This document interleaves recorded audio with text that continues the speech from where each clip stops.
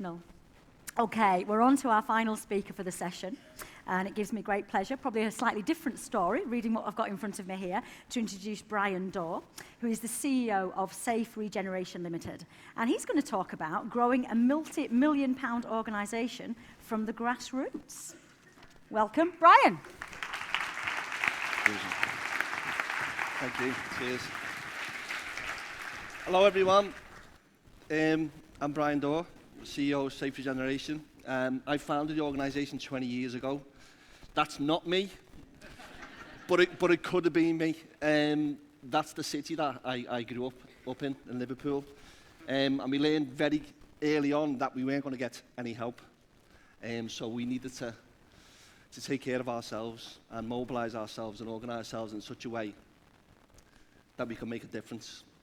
My background's in music. I'm an artist, and so we called together local people to kind of have a conversation about what was going on and what we could do to make a change. So we use art as a way, as a tool to engage our community. And a lot of those works early on were about public artworks, and we used local heritage and history to connect to people, to kind of find some sense of self and give people something to hold on to. This is a good example of it. This is a photo ceramic. That's a boss word, isn't it? I love saying that. Photo ceramic. And what we did, we took loads of images. This is from a place called Kirby, which is like a new town. And it was 50 years old. So we created this piece of work and we pulled images from people from all over the town. And so there was something there, something positive. Then we got really crazy. We actually convinced a social care provider to let us take this furnace into the car park of a hospital and make metal sculptures. That's probably one of me. I remember pitching them, saying, listen, this is what I want to do. It's a furnace, it goes to 2,000 degrees, we'll bring it in. And he went, yeah, okay. I was like, wow. So what we've also done as well, we've helped others set up their own businesses. And that's a big part of our kind of ethos, I suppose. We're quick to learn and we're quick to share. So we've used a spectrum of arts, not just visual arts. And things changed for us a lot when we moved to this place. This is our base. It's St. Mary's. It's an old school. And so we moved in there to create a sculpture trail on the Liverpool Leeds Canal. And so there was so much space there. We were supposed to be there for 6 months. And as we began to kind of make an impact, people came to us and said, how do you do this? So the conversation went along the lines of, do you know what a CIC is? Do you know what this is? So we started helping other people to organise themselves. That's our pub. We convinced Power to Change to give us the money to buy a pub. We're one of only 2 urban pubs in the UK. It's tough running a pub in these communities with the issues that we face. We're in the 0.5 most deprived communities in the UK. It is brutal. So again, we've always tried to say yes to everything. That's kind of our ethos. We've only got 2 rules. Whatever you do doesn't impact negatively upon someone else, and as long as it's cool, we'll crack on. That's our ethos. So beekeeping was one of those things, and we keep chickens, and they're just daft things that gets George out the flats to come down and walk into the place. He moans like a bitch about it, but he won't let no one else do it. So they're really important. They're connectors that bring people into the space. So we bought the school, we negotiated with the Church of England, and we bought the pub with the help of Power to Change. No one's given us anything. We've had no asset transfer. We bought the land that we own. So we started looking at the space that we were in and said, imagine what we could do. Let's start to think about how the physical changes we could make across our community. And this is one of the first visualizations that we kind of put together and began to share with others, because that's really important for us, that we had to share this story. It's our story, but we have to take it out there and share with funders, planners, and all these kinds of people. This is our pub. We have theatre. It's all about the music. We're always every Friday we have an open mic. It's nuts, but it's great. And so in terms of, it's been one of the most difficult things we've done, but it's been one of the most amazing things we've done, because people come in, and if they don't like what you're doing, they'll tell you. unfortunately. You can't even have a quiet pint, to be honest with you. And it's good ale as well, isn't it? So, because we've got our brewery on site as well, so our carbon footprint is fairly low, so we just kick the barrel over the car park and drop it into the cellar. The canal's been really important to us as well, because that's what kind of kept us in the school and began for us to visualise, because we know that places like Leeds and other cities have really used the canal as a focal point for regeneration.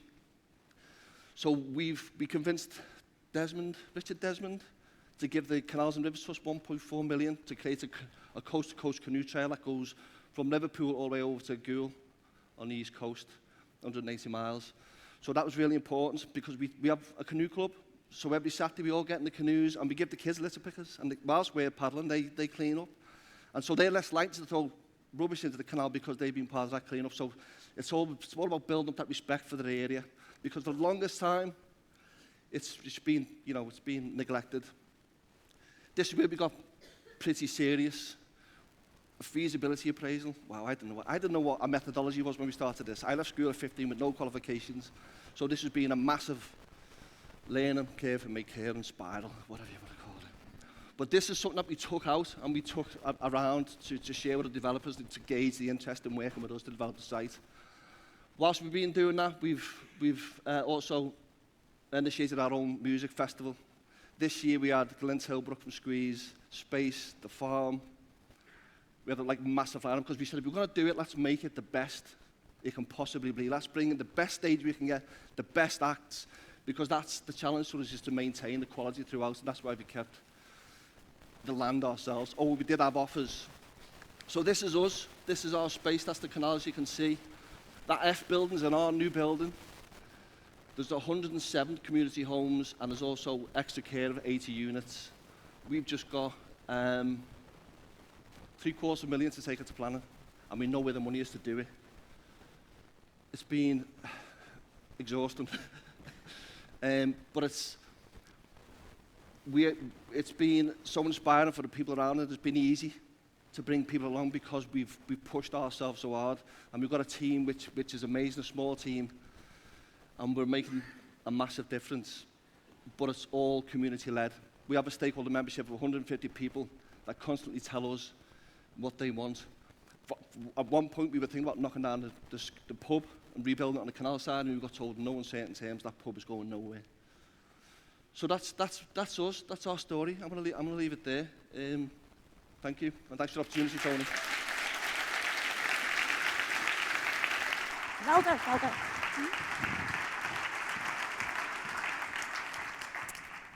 Wow, thank you, Brian. Oh, my goodness. What truly inspirational stories I think we would all agree we've had shared. Could we just have one more round of applause for our 4 speakers? Thank you.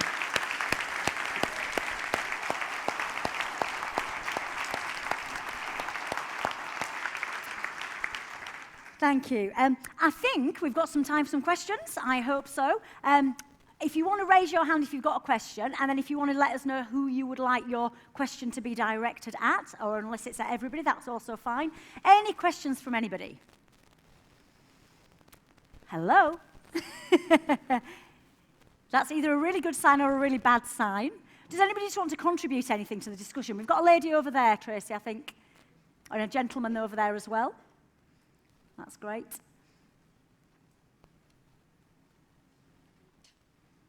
She's jogging. Thank you. I'm Sue from Healy City Farm in Sheffield. I've got a question for Scott. I have a rough sleeper on my farm who has a drink problem. What's the best thing I can do for him right now?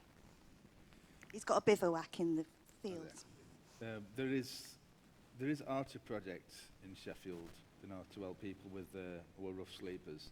I suggest you get into Archer Project rather than supplying with some money or anything like that. You can also get in touch with Shelter. So they can help people with mental health. It does take a referral, but they can do that from Archer Project. It used to be DISC, but now it's Humankind. But yeah, I suggest get in touch with Archer Project. If they don't know him, it's better that they go to them. They've got him on record then. Help yet? Sorry.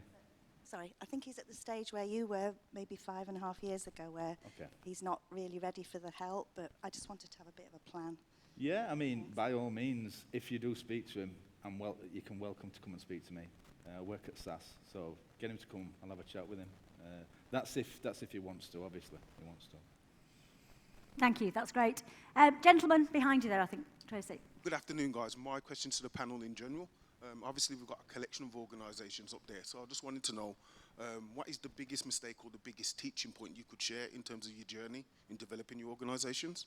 Oh gosh, biggest mistake or maybe the biggest turning point. Do you want to start? Anji, are you happy to start? We have loads of mistakes, but I think that's the beauty of community stuff, is that you have to be willing to make loads of mistakes. And everything we start, that's why they say you should be involved in sort of 4 or 5 things, because at any one time 3 of them will be going crap. And then you'll be encouraged by the others. So I think you can't, I've been doing this kind of stuff for nearly 30 years, and I don't think you can be an expert at community engagement and community change, because every community and every person you deal with is different. So I think it's just being open about our mistakes and asking people to learn with us. And, I think if you ask any of the ladies from the school who initially worked with me, the reason they got involved in running community events or running cafes and things is because I did such a bad job of it.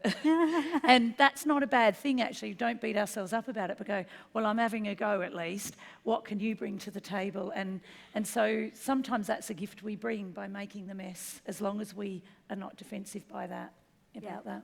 Absolutely, I'd agree with that. Paul? Yeah, I agree. I think a key issue for me is not just listening and engaging, but also acknowledging when you've got things wrong. I think the community responds well to that if you're saying, actually, we've tried this and it hasn't worked. And it's not always been the case, particularly in organisational terms, where we've been as open, I think, as we needed to be. Yep, excellent, thank you. Scott? I don't know, we're open to all of us. Yeah. Have you got anything, share a biggest mistake or turning point? I mean, I'm really interested for you. I mean, there must have been a turning point for you when you were in the state that you were in. I think my biggest mistake were not actually when people were offering help earlier on, not accepting it. I think I were in denial too long. But I think what it made me realise is that I ran out of excuses. When everyone wiped their hands at me and when everyone said, right, we're not going to help, and they all took a back step, I couldn't wangle anything. There were no way out of the situation, and it made me realise that actually, Scott, you've proved no one wrong. You've only proved yourself. That you can't look after yourself. You don't know what's best. You're thinking irrationally. Yeah. So you either do something, or next step it's death. Next step were death. So I think the best help that anyone gave me was not helping me. Not helping me at all, just leaving me to destroy myself enough for me to do something about it. Okay, thank you. And Brian? It's like yourself, a million mistakes. But one thing that I wouldn't change, to work in the communities that we do, we have to engage, because it's what we're about. And sometimes you'll trust people, and that trust might not be rewarded. But I wouldn't stop trusting people, because some people aren't in the right place to take up that opportunity that you're kind of presenting. And that hurts, because we've all trusted and worked with people that you think, this is a great opportunity for that person. You can see their path, but they can't see that just yet. So I would say, although I've done, I wouldn't call them mistakes, I would still. That's sometimes the toughest thing, is to continue to trust people in a way that they might not step into that opportunity, if that makes sense. Yeah, no, that's great, thank you. And I think for me, I would probably agree with Scott. I think my biggest mistake or weakness, if you like, is not being very good at asking for help. And I've sort of gone through thinking I have to do it all myself, and I'm the only one. And actually, what's kept me going and what's kept our family going has been the number of amazing people who actually do want to help. And you've got to view asking for help as a strength, not a weakness. And I'm not very good at that, and I'm still not very good at it. I'm not very good at delegating either. And as my team are over there, they'll tell you that's true, won't you? But yeah, I'm not very good at delegating it, and yeah, perceiving needing some help or advice as a weakness. I think that's probably for me. Do we have any more questions or any more comments from anybody? Are you all still fighting your hangovers from last night? Should we wrap up? Yeah. Well, thank you so much. Thank you so much for listening. It's hard to be sat for so long listening to us, but thank you for listening. And I'd like to say once again, thank you very much to our speakers. Do we stay here or?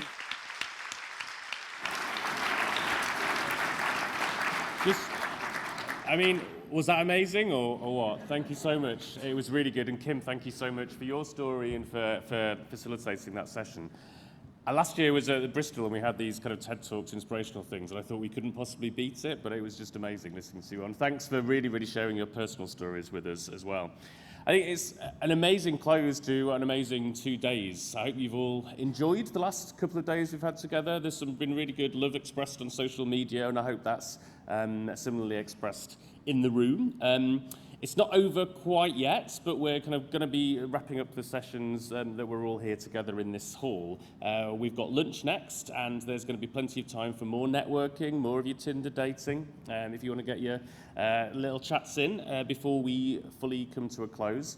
Lots of time up until 3 o'clock to do some networking as well. A few thank yous and a bit of admin just before we say goodbye formally. First of all, I'd like to say a massive thank you to the Locality Convention sponsors and exhibitors. As I said before, we're really grateful for the support we provide, for the content that they bring and the enthusiasm that they bring, as well as financial support as well. It wouldn't be possible to put on the convention without their support. So thank you in particular to Power to Change, to NatWest, to Ensley, Anthony Collins as our headline sponsors, and our support to National Lottery Community Fund, as well as all of the award sponsors we heard from last night as well. So can we say thank you to the sponsors?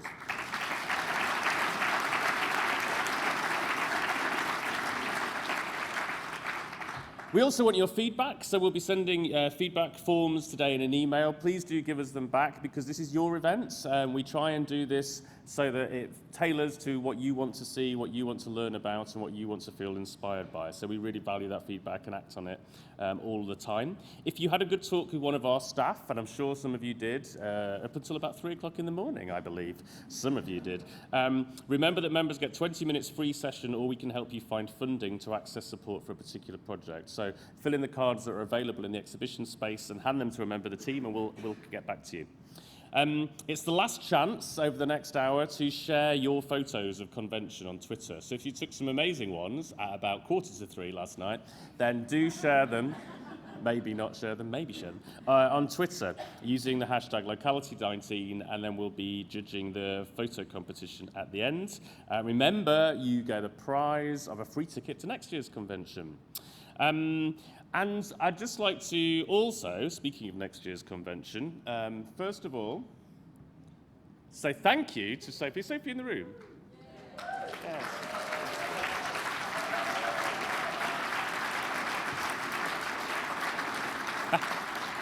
For all of our Yorkshire members, we all know Sophie incredibly well, and everybody loves Sophie. She's like the Duchess of Yorkshire.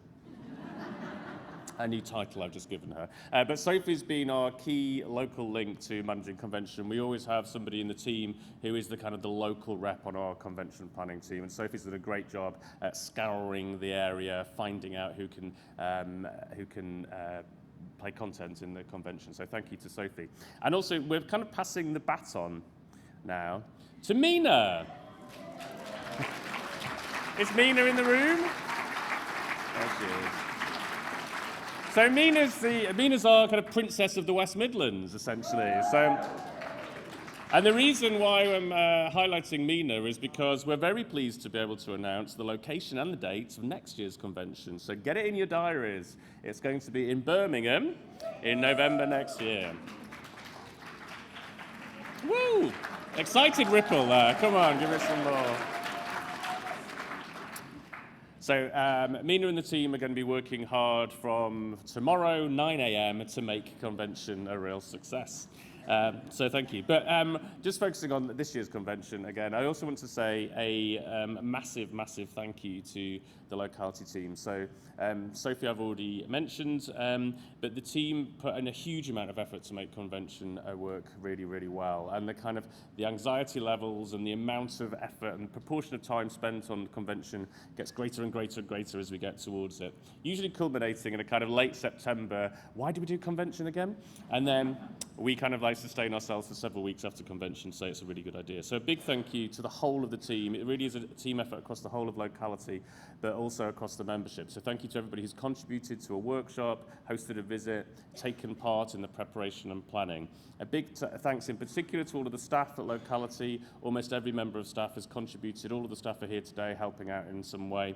And a particular thanks to the convention team, to Rosie, to Amani, to Tara, to Anne and Rob, our fantastic conference organisers, Sophie, to Catherine, and a massive thank you in particular to Sarah, who is the kind of convention supremo and has really, with calm, grace and determination, made this a massive success. So thank you to all of the team.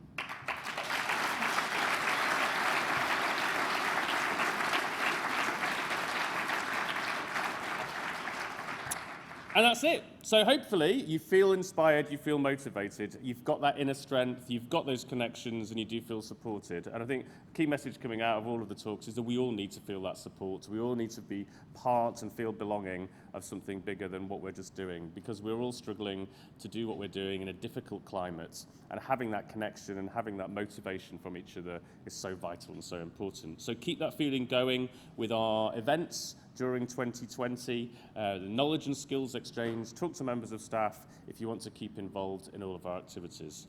So speak to you soon. Don't be a stranger, but if I don't see you, I'll see you in Birmingham next year. Thank you very much.